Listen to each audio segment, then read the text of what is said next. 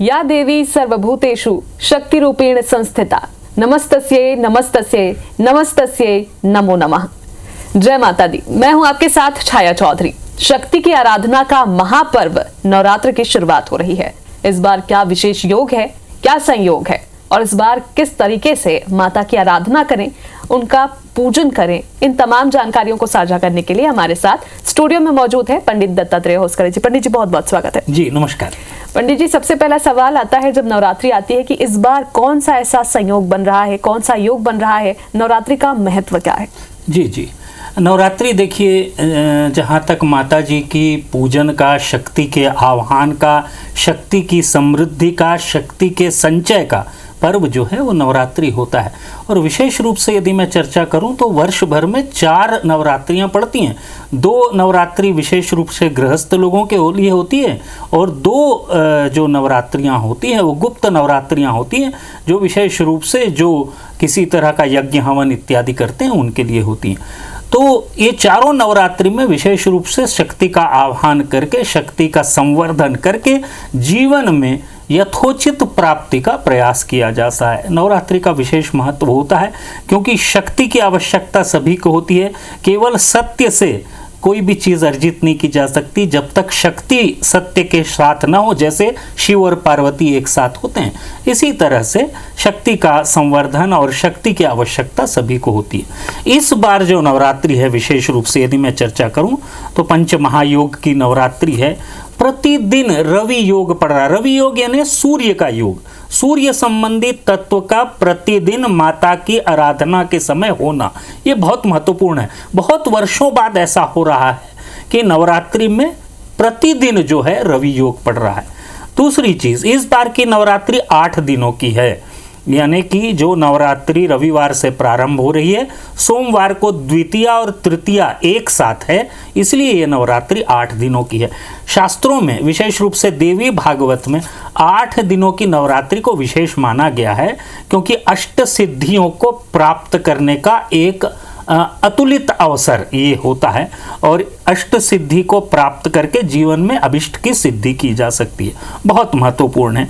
दूसरी चीज मैं आपको बता दूं, पंचमी, षष्ठी और सप्तमी को, ये 3 दिन पंचमी, षष्ठी और सप्तमी को प्रीति योग, आयुष्मान योग, सौभाग्य योग और शोभन योग, आप नाम ही से समझ पा रहे होंगे, विशेष योग हैं। यदि इन 3 दिनों में माता जी की आराधना विशेष रूप से कोई कर ले तो अभिष्ट की सिद्धि प्राप्त होती है।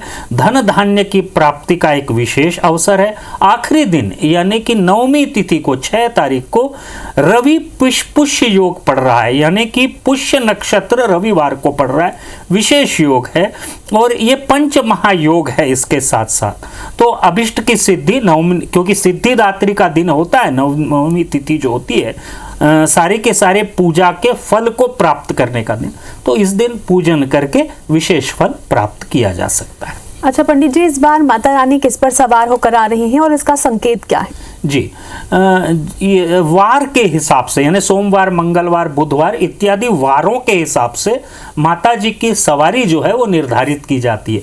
इस बार माता जी रविवार को आ रही हैं, इसलिए इनका वाहन गज है, यानी कि हाथी है। हम सभी जानते हैं कि माता जी के स्वरूपों की यदि चर्चा करें तो लक्ष्मी जी का वाहन जो है गज है, यानी कि हाथी है। विशेष रूप से यदि मैं चर्चा करूं तो ये नवरात्रि इस बात के संकेत को लेकर स्पष्ट रूप से सामने आ रही है कि यदि इस बार नवरात्रि में 9 शक्तियों का, नवधा शक्ति और नवधा भक्ति दोनों को प्राप्त करने के लिए प्रयास किया जाए तो निश्चित रूप से लक्ष्मी स्वरूपा माँ जो हैं आपके घर में निवास करेंगी और धन धान्य की प्राप्ति होगी। यदि किसी तरह की कोई धन संबंधी कोई परेशानी आपकी चल रही है तो इस बार की नवरात्रि में 9 दिनों तक, यानी कि इस बार 8 दिन की नवरात्रि है, 8 दिनों तक माता जी की आराधना करने से आपको जो आप चाहते हैं वो प्राप्त होगा। अच्छा पंडित जी, इस बार कलश स्थापना का मुहूर्त क्या है और किस तरीके से कलश स्थापना करनी चाहिए? जी, कलश स्थापना के मुहूर्त का विशेष महत्व होता है। जहाँ तक नवरात्रि का महत्व है, यदि आप एक दिन के लिए कलश स्थापित करना चाहते हैं तो एक दिन के लिए कर सकते हैं, 9 दिन के लिए करना चाहें तो 9 दिन के लिए कर सकते हैं। किसी तरह का तनाव लेकर स्थापना न करें। विशेष रूप से जब कलश स्थापना करते हैं तो घर में किसी भी तरह का तामसिक आहार और या तामसिक तत्व लेकर न आए, क्रोध इत्यादि न करें, किसी तरह का विवाद न करें, शांति से रहें, ये आवश्यक होता है। मुहूर्त की चर्चा कर लेते हैं। प्रातःकालीन मुहूर्त है वृषभ लग्न का। वृषभ लग्न का मुहूर्त में माता जी की स्थापना करने से, यानी कि कलश स्थापना करने से स्थिर लक्ष्मी की प्राप्ति होती है। यह मुहूर्त है प्रातःकाल 8:28 से 10:27 तक। इस समय यदि माता जी की और कलश की स्थापना करेंगे तो स्थिर लक्ष्मी की प्राप्ति होगी। दूसरा मुहूर्त है अभिजित मुहूर्त। हम सभी जानते हैं कि अभिजित मुहूर्त सभी सिद्धियों को प्रदान करने वाला मुहूर्त होता है। इस समय यदि कलश स्थापना करते हैं तो सभी मनोरथ पूर्ण होते हैं। यह मुहूर्त है दोपहर 11:46 से 12:33 तक। तीसरा मुहूर्त है सिंह लग्न का मुहूर्त। ये विजय मुहूर्त कहलाता है, यानी कि किसी भी तरह की विजय आपको प्राप्त करनी हो, चाहे न्यायिक कार्यों में हो, चाहे राजनीतिक सफलता हो या अन्य कोई सफलता हो या सर्वोन्नति के लिए ये मुहूर्त विशेष होता है। ये मुहूर्त है दोपहर 2:55 से 5:05 तक। इस तरह से ये 3 मुहूर्त हैं। माता जी की और कलश की स्थापना इस समय करें और आप देखेंगे कि आपको अभिष्ट की प्राप्ति होगी। तो पंडित जी, नवरात्रि को लेकर कई सारी मान्यताएं होती हैं, आस्थाएं होती हैं। हर घर में ऐसा कोई ना कोई भक्त होगा जो 9 दिनों तक माता की आराधना करने के लिए भक्ति में लीन रहता है। जी जी। सबके पूजा पाठ का तरीका भी अलग होता है, लेकिन आपसे आसान तरीके से समझना चाहेंगे कि किस तरीके से माता की आराधना करें, कैसे पूजा करें। देखिए, माता जी क्योंकि शक्ति स्वरूपा हैं, बहुत लोग विचलित होते हैं माता जी की पूजा करते समय कि कोई त्रुटि ना हो जाए। तो मैं आपसे एक निवेदन करना चाहूँगा कि जब भी माता जी की आराधना करें तो इस बात का ध्यान रखें कि वो ममतामयी हैं, वो किसी तरह से कभी क्रोधित नहीं होती। आप आराधना करें और निश्चिंत होकर आराधना करें। पूजन करने की जहाँ तक बात है तो मैं आपसे निवेदन करूँगा कि कलश स्थापना अवश्य करें, चाहे 1 दिन के लिए करें चाहे 9 दिन के लिए करें, लेकिन कलश स्थापना अवश्य करें क्योंकि ये वरुण है। वरुणाध्या वाहित देवताभ्यो नमः, ऐसा कहा गया शास्त्रों में। कलश स्थापना करें, नवग्रह की स्थापना करें, यानी कि 9 सुपारी हल्दी चावल के ऊपर स्थापित करें। ये 2 और षोडश मातृका यानी कि 16 हमारी जो माताएं हैं जिनमें हमारी कुल देवी भी है तो और गणेश जी भी हैं, यदि इनकी स्थापना करें तो और बहुत बढ़िया है। ये सब स्थापना करके माता जी की प्रतिमा को बाजोट पर यानी कि एक आसन पर स्थापित करके माता जी का आह्वान कर लें। सबसे पहले पवित्रीकरण करें। ओम अपवित्र पवित्रो वा सर्वावस्थाम गतोपि वा, यह कहते हुए पवित्रीकरण करने के बाद स्वस्ति वचन, स्वस्ति न इंद्रो वृद्रश्रवाः, ऐसा कहते हुए यदि आता है तो ठीक है, नहीं तो पानी सिंचित कर दें, जल छिड़क दें। ये पवित्रीकरण और ये स्वस्ति वचन भी हो जाता है। गणपति गौरी की पूजा करें, गणेश जी और गौरी जी की पूजा करें अपने आसन के लिए। उसके पश्चात माता जी को विशेष श्रृंगार इत्यादि अर्पित करते हुए धूप दीप भोग नैवेद्य इत्यादि अर्पित कर दें और उसके बाद आरती कर दें। यही पूजन है। आप सांकेतिक रूप से छोटी सी भी पूजा कर सकते हैं, आप चाहे तो बड़ी पूजा भी कर सकते हैं, लेकिन किसी तरह से डर के कोई पूजा न करें। पूजा आप पूरे जो स्वच्छंद तरीके से जो कर सकते हैं वो कीजिए और निर्भीक होके कीजिए। पूजा करने से निश्चित रूप से आपको जो भी आप चाहते हैं उसकी प्राप्ति होगी। पंडित जी, राशि के अनुसार किस तरह से माता रानी की पूजा करनी चाहिए और मंत्र भी आपसे जानना चाहेंगे। जी, राशि के अनुसार माता जी का विशेष एक प्रावधान होता है और मैं आपको विशेष रूप से बताने वाला हूं कि राशि के अनुसार इस बार नवरात्रि को आप क्या विशेष पूजन करें और क्या भोग लगाएं जिससे कि आपको लाभ की प्राप्ति हो। राशि के अनुसार पूजन, मेष राशि की बात करें तो स्कंद माता की पूजा करनी चाहिए आपको। स्कंद ओम ऐं ह्रीं क्लीं स्कंद माता देव्यै नमः, इस मंत्र का आप जाप कर सकते हैं या फिर एक छोटा सा मंत्र बता रहा हूं उसका जाप करें। केले का भोग आप लगा दें। सिद्ध कुंजिका स्तोत्र दुर्गा सप्तशती में होता है उसका पाठ करें मेष राशि वाले। और मंत्र आपके लिए होगा ह्रीं क्लीं श्रीं नमः। फिर से बोल दे रहा हूं मंत्र, ह्रीं क्लीं श्रीं नमः इस मंत्र का आप जाप करें, आपको अभिष्ट की प्राप्ति होगी। वृषभ राशि की बात करते हैं, आपको जो है माँ महागौरी की पूजा करनी चाहिए। श्वेते वृषे समारूढ़ा कहा गया है माता जी को। नारियल और सफेद फूल चढ़ाएं। अर्गला स्तोत्र दुर्गा सप्तशती में उसका पाठ करें। आपके लिए मंत्र होगा ललिता देव्यै क्लीम, इस मंत्र का आप जाप करें, आपको लाभ होगा। मिथुन राशि की बात करते हैं, आपको जो है माँ दुर्गा के कुष्मांडा स्वरूप की पूजा करनी चाहिए। मालपुआ या लड्डू का भोग अर्पित कर सकते हैं। मंत्र होगा क्लूम वाराही देव्यै नमः। और कर्क राशि के लिए है शैलपुत्री की आराधना आपको करनी चाहिए और दूध या खीर का भोग लगाना चाहिए। अर्गला और कीलक स्तोत्र जो कि दुर्गा सप्तशती में है उसका पाठ करना चाहिए। श्रीम ह्रीम क्लीम देव्यै नमः इस मंत्र का आपको जाप करना चाहिए।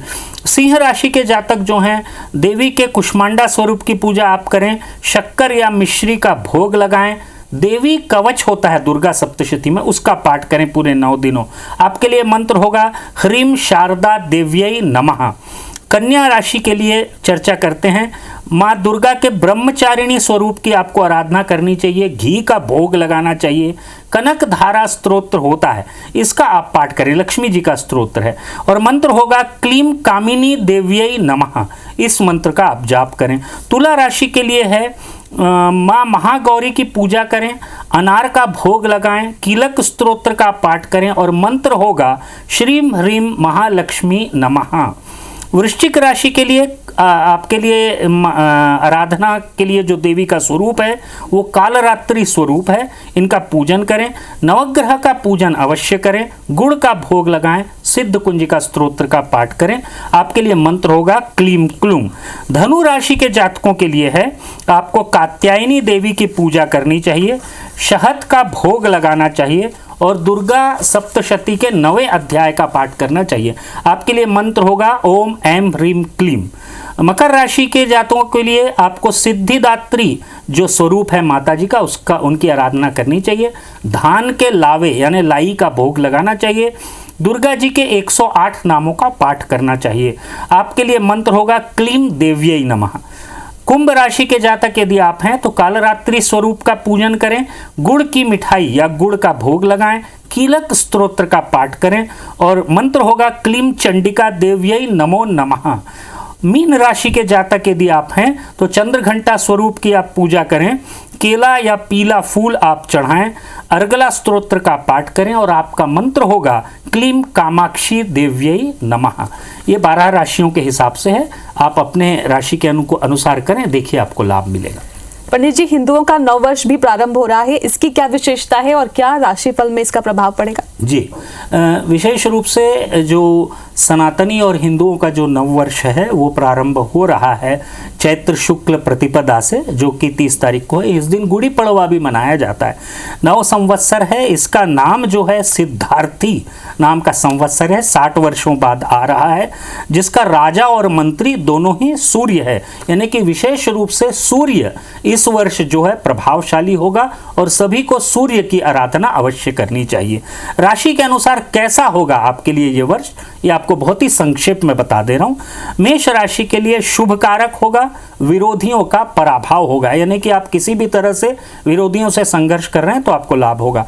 वृषभ राशि के लिए सामान्य वर्ष है, थोड़ा सा कष्ट हो सकता है, लेकिन वर्ष के मध्य में आकस्मिक धन लाभ होगा। मिथुन राशि के लिए थोड़ा सा स्वास्थ्य संबंधी चिंता हो सकती है, स्वजनों से मनमुटाव हो सकता है, अपने व्यवहार को अच्छा बनाए रखें। कर्क राशि के लिए शुभ है, न्याय प्राप्ति का वर्ष है, व्यय थोड़ा सा ज़्यादा हो सकता है, धैर्य का अभाव रहेगा, इस पे आपको थोड़ा सा कार्य करना चाहिए। सिंह राशि के लिए थोड़ा सा कष्टप्रद है वर्ष जो है, रोग की संभावना है, स्वास्थ्य का विशेष ध्यान रखें, लेकिन पदोन्नति की संभावना है, आप आगे बढ़ेंगे इस वर्ष। कन्या राशि के जातकों के लिए सामंजस्य का अभाव रहेगा, धन लाभ की प्राप्ति है, अनबन से बचना चाहिए, यानी कि व्यवहार कुशलता बनाए रखना चाहिए। तुला राशि के लिए विशेष रूप से पदोन्नति का वर्ष है, स्वास्थ्य का विशेष ध्यान रखना है, धन लाभ की संभावना है। वृश्चिक राशि के लिए थोड़ी सी मानसिक अशांति हो सकती है, पारिवारिक संदर्भों में या किसी भी अन्य संदर्भों में न्यायिक कार्यों में सफलता मिलती हुई दिखती है। धनु राशि की यदि बात करें तो उनके लिए शुभ है, प्रतिष्ठा में वृद्धि होगी और पदोन्नति की संभावना है। मकर राशि के लिए वर्ष सामान्य है, विरोधी थोड़े से प्रभावशाली हो सकते हैं, लेकिन आपकी व्यवहार कुशलता और कार्य से निश्चित रूप से उनके ऊपर आप विजय प्राप्त कर पाएंगे। कुंभ राशि के लिए शुभ है, आकस्मिक धन लाभ की संभावना है, मांगलिक कार्य इस वर्ष हो सकते हैं। मीन राशि के जातकों की यदि मैं बात करूं तो सामान्य है, थोड़ा सा मानसिक क्लेश हो सकता है, विशेष रूप से दाम्पत्य जीवन पर लाभ दें। ये 12 राशियों के अनुसार राशि फल मैंने आपको बताया। जी, बहुत बहुत धन्यवाद पंडित जी आपका। जी, नमस्कार। तो हमारे नवरात्रि स्पेशल प्रोग्राम में फिलहाल अभी के लिए इतना ही। देखते रहिए IBC 24। जय माता दी।